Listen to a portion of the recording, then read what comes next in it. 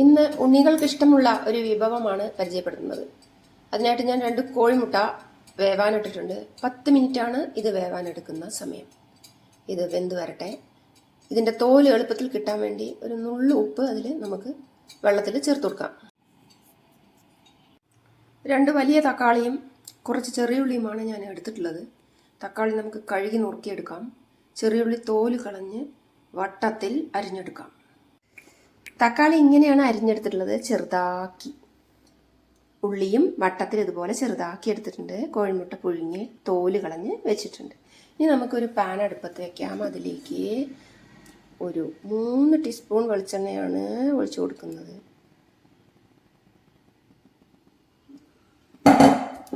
ഇത് നല്ലപോലെ ചൂടായി വരുമ്പോൾ നമുക്ക് അരിഞ്ഞു വെച്ചിട്ടുള്ള ചെറിയ ഉള്ളി ചേർത്ത് കൊടുക്കാം.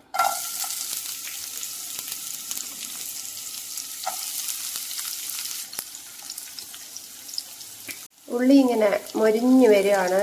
അപ്പോൾ നമുക്ക് ഈ ഒരു കറിയിലേക്ക് ആവശ്യമായ ഉപ്പ് കൂടി ചേർത്ത് കൊടുക്കാം. ഉപ്പ് വളരെ കുറച്ച് മതിയാകും.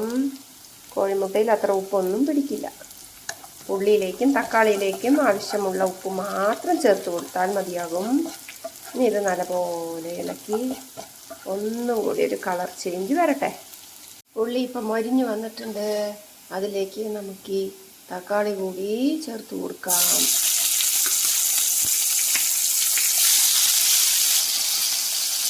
തക്കാളിയുടെ പച്ചമണം ഒക്കെ പോകുന്നത് വരെ നമുക്കിത് മുറിച്ചെടുക്കണം.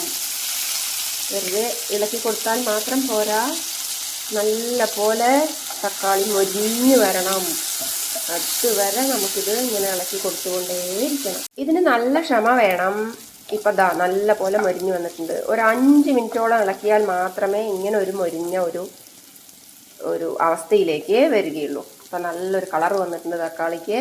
ഇനി നമുക്കൊരു നുള്ളു മഞ്ഞപ്പൊടി, അത്രേ പാടുള്ളൂ. അല്ലെങ്കിൽ മഞ്ഞപ്പൊടി ചുവയ്ക്കും. തീ ഒന്ന് ഞാൻ കുറച്ച് വെച്ചിട്ടുണ്ട്.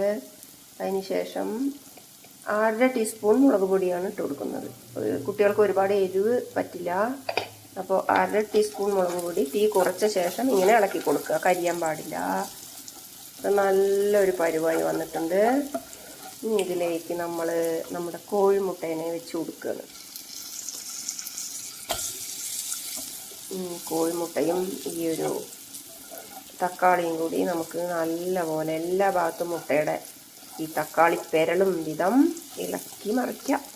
ഇപ്പോൾ തീ ഞാൻ ഓഫാക്കിയിട്ടുണ്ട്. ഇനി ഇത് നമുക്ക് ഒരു പാത്രത്തിലേക്ക് മാറ്റാം. ആദ്യം നമുക്ക് ഈ കോഴിമുട്ടയെ പതുക്കെ കോരി മാറ്റാം. ഇങ്ങനെ കോഴിമുട്ടയുടെ എണ്ണത്തിനനുസരിച്ച് തക്കാളിയുടെയും ഉള്ളിയുടെയും അളവ് കൂട്ടിക്കോളൂ. ഇനി ഈ മസാലയെ മൊത്തം എണ്ണയോടുകൂടി നമുക്ക് ഈ മുട്ടയുടെ മുകളിലോട്ട് ഇട്ട് കൊടുക്കാം. ഇത് ഉച്ചയ്ക്ക് ചോറ് കൊണ്ടുപോകാൻ സൂപ്പറാണ്.